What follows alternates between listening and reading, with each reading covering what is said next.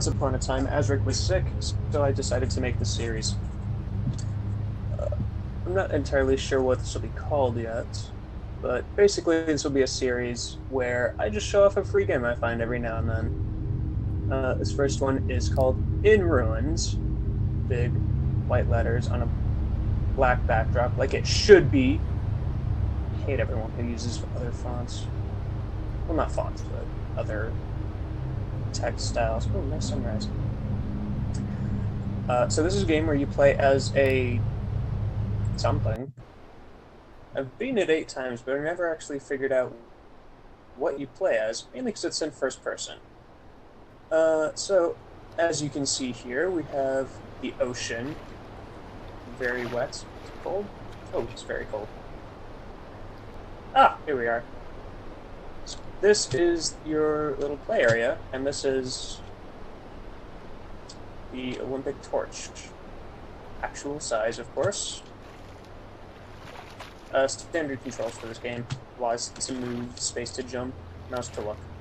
Your goal is to collect as many of these white beacons as possible. Every time you do, that little white circle in the bottom left corner there gets a little bigger. It also gives you a bit of text alluding to maybe some kind of story that I've never been able to find. The website for this was incredibly vague about the story, which, honestly, I guess I'm okay with. It's just kind of a thing that may or may not exist. Kind of like 5 Nights at Freddy's. Except that does exist. It's a good game. Anyway, we're not here to talk about Five Nights. We're here to talk about In Ruins, where you walk around a maze and collect beacons for purposes that will become obvious later on. Trees are there. Are the trees solid? The trees are not solid. This displeases me slightly. Fix your trees, game developer. Not solid. Solid tree. You need solid trees. If you're gonna have trees, you need to make them solid. Is this tree solid? Nope, none of the trees are solid. Perfect game. With the ghost trees there. That's what these are. These are ghost trees. Never mind. I came up with an excuse, game developers. You don't need to make them solid anymore. Actually, I guess it's a good thing they're not solid, because otherwise that might be impassable. That's a dead end. Where the fuck? Where am I? What happened? Okay, that's... I'm back here again! Where's the exit? I got into this maze somehow. How do I get out of it? Nope, not that way. Is it this way? This way? No, that was a dead end. How the fuck? That was also a dead end. It's this way. Over here. I'm just gonna follow the right wall. In case you're ever trapped in a maze, following one of the walls and never leaving it will always get you to an exit. Might not be the correct one, but that's besides the point. In this case, any of them is the correct one. Ah, here we are. Exit. Looking for beacons. That's all this game is, by the way. It's just, you look for beacons, you jump, and then, yeah, that's it. There's a bit of story to maybe decode with those lines of text, but I'm not smart enough to do that. I was barely smart enough to load this game up. That's the starting platform. That starting platform will show up later, by the way. So, don't worry. And no, I don't mean I'll just stumble onto it again. Like, actually has a purpose. Oh, there we go. More beacons. Go. You view the rock-paved highways worn by many feet. What does it say? There's place intangible of void and room. By matter eternal, shattered through its parts, now more, now less, a touch might be enough to cause destruction. Ooh, there's another one over there. One thing I like about the beacons is you can usually see them from quite a distance away. Probably why they're called beacons. Oh yeah, and there's a giant yellow beacon in the middle of the map. We'll get to that later. For now, though, we're going to keep looking for white beacons. What am I stuck on? Oh. Sometimes I amaze myself with how stupid I am. Can't make that jump. By the way, the keen-eyed of you may have noticed that with each beacon I collect, I'm jumping just a little bit higher. That will come into play later.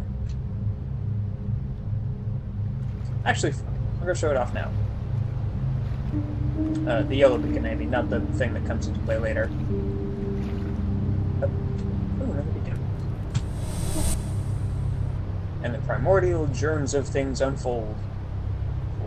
That tree is going through the platform. I'll forgive though. Or platform ramp thing. Spiral stone ramp thing. That's what I'll call this. So, this yellow beacon is actually the final point of... Well, not the final point, but it's your main goal for this part of the game. You got all this lovely area to explore, but you don't need any of it. You're going for that yellow beacon there. But I can't reach it. No matter how hard I try, I can't reach it. Yet. Those who are very keen-eyed might have noticed a little blue circle around the white circle in the bottom left there. Once the white circle hits that blue circle, that means I can jump onto the platform with the yellow beacon and end the game. But I don't like doing that, so I'm going to collect all the beacons. Because I can. Can't jump, apparently. There we are. What does this one say? It says... Their Congress will destroy them quite, or drive asunder, as we see in storms, rains, winds, and lightnings all asunder fly. I feel like this maybe was a poem at some point. Ooh, stairs. Don't see those very often. At least in this game.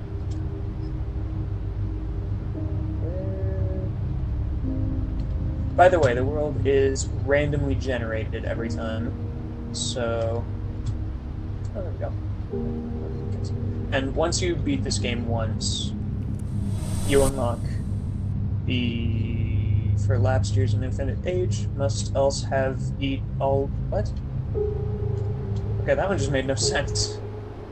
Anyway, once you beat this game once, you unlock, like, the world generation parameter things. First foundations of a solid frame, but powerful in old simplicity.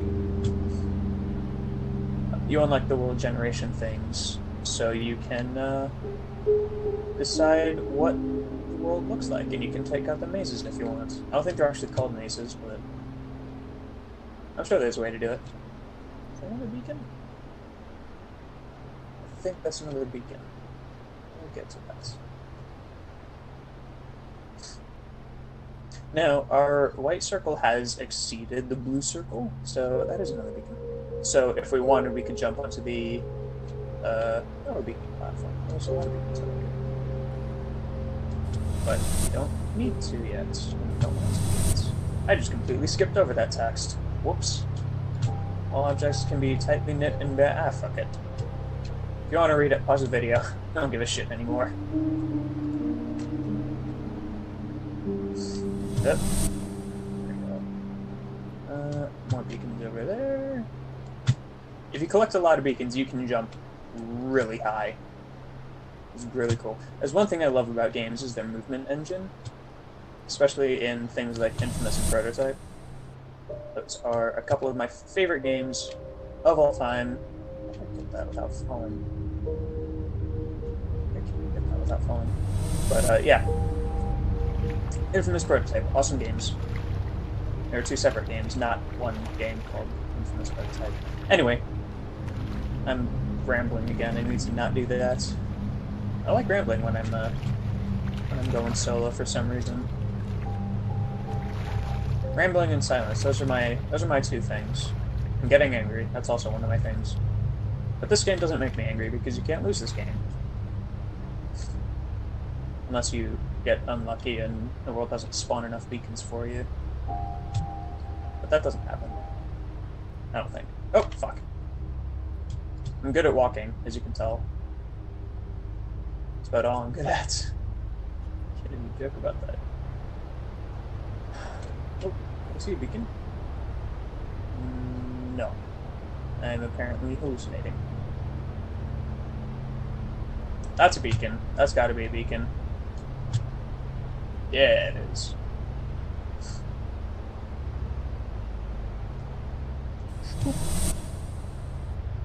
Uh-oh, I'm stuck. I'm stuck on the wall.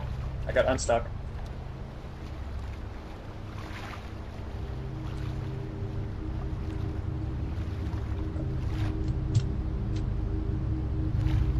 By the way, I have no idea where I was going with that.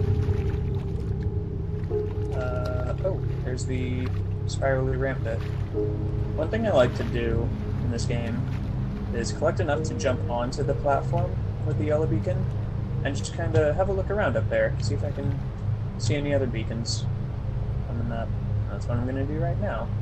So, see you again when I get to the top.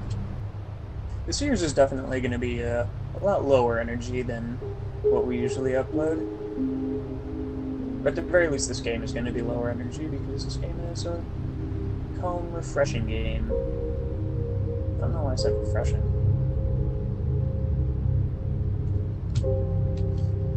Hey, here we are. Oh. Alright, any other beacons? The beacons are a lot easier to see at nighttime. But if they're out in the open like that, I'm not going to make that jump. How can I get over there?